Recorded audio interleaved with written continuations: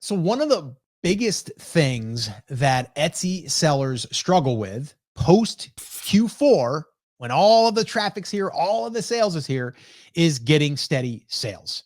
We all want steady sales. Q4, we somewhat get spoiled because there's a lot of traffic and there's more chances to basically make more sales and get more traffic.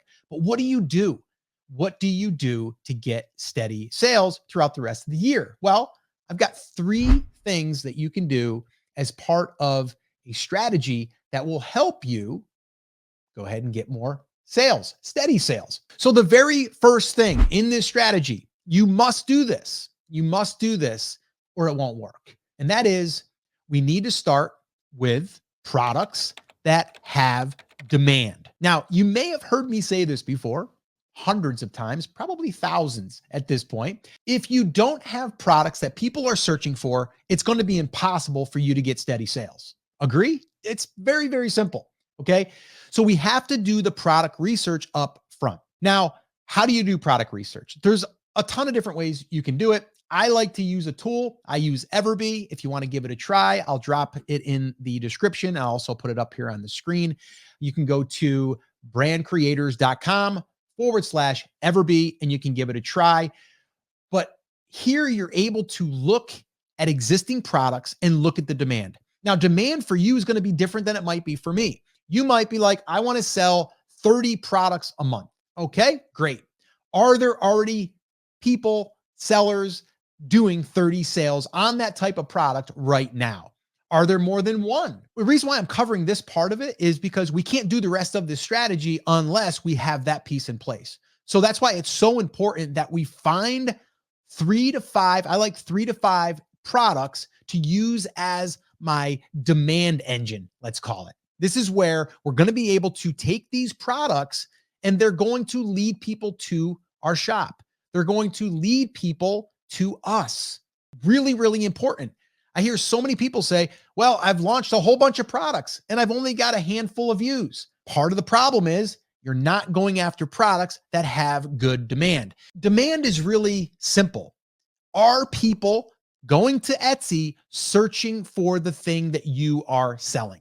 Very simple. A lot of people come up with a new idea. I like this. This is going to be great. People will love it.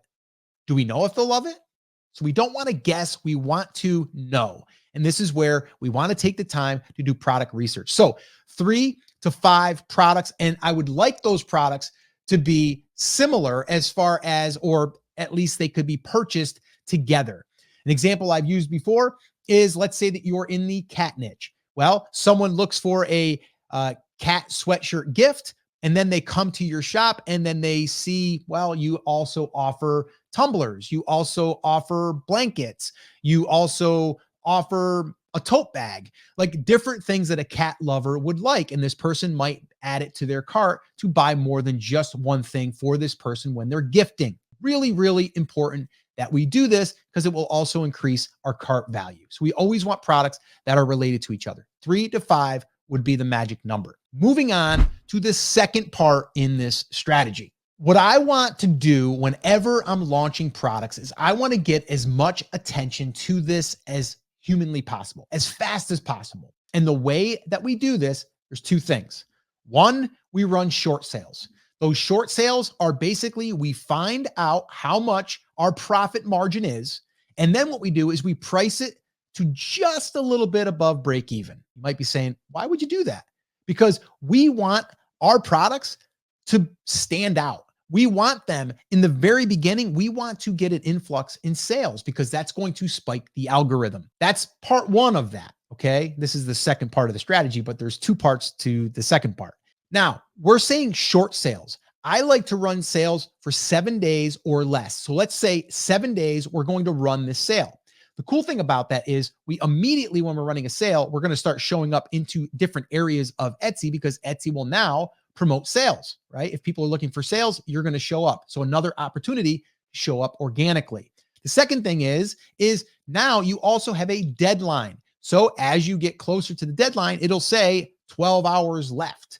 6 hours left. And then it starts to kind of build that clock in where people see it and then they're going to need to make that decision. We need that in place on the product that's in demand. Remember, that was step one. Step two is we want to price it aggressively. All right. And this is only going to be for the first 7 days. The second 7 days, the 14 days, we'll call it, is we're going to now create a new sale, but now we're going to bump the price up just a little bit. So now maybe instead of making $1 profit on that, we're going to make $5 on that.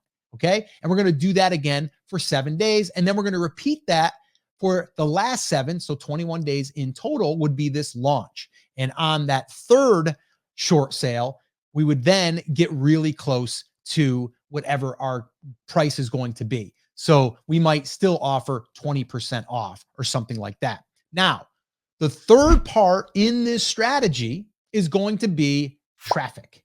How are we going to get traffic fast? Well, we're going to run Etsy ads. Okay. So now we're going to turn on Etsy ads. You can start at $2 a day, $5 a day. Doesn't really matter. All right. So if we said $2 a day, 7 days, that's $14. So you're going to spend $14 to drive traffic to your listing with a sale. You see, we put the sale in place because that's another conversion mechanism. So when people come there, they're like, oh, this is a great deal too. I should buy it. Okay. And now you're able to get that sale. You might be thinking, but Scott, I'm not making any money on that first 7 days. I'm making like $1, if that. I'm not even making that because I'm spending money on ads. Why would I do this? Because number one, we're going to start getting reviews. Okay. Those reviews are going to come on that listing. That listing is now going to convert higher to other people because now we have social proof that people are buying this and people are happy with it. The second reason is it's also going to be sales velocity. And Etsy is going to look at that in their algorithm and they're going to rank us higher. So that's another good sign. All right. Second time that we go through this round, we're going to now bump it up so we can cover our ad cost and we can make a little bit. And we're going to repeat that until we get to the 21 days. And then after that, you can decide what you want to do. If you do not have a product that has high demand, you're going to turn on Etsy ads and guess what? You're not going to get any traffic because no one's searching for it. And that's also a good way to test to see if that product in fact has demand. Because if you turn on ads and you're not seeing impressions, you're not seeing views, there's probably not enough people searching for that. All right.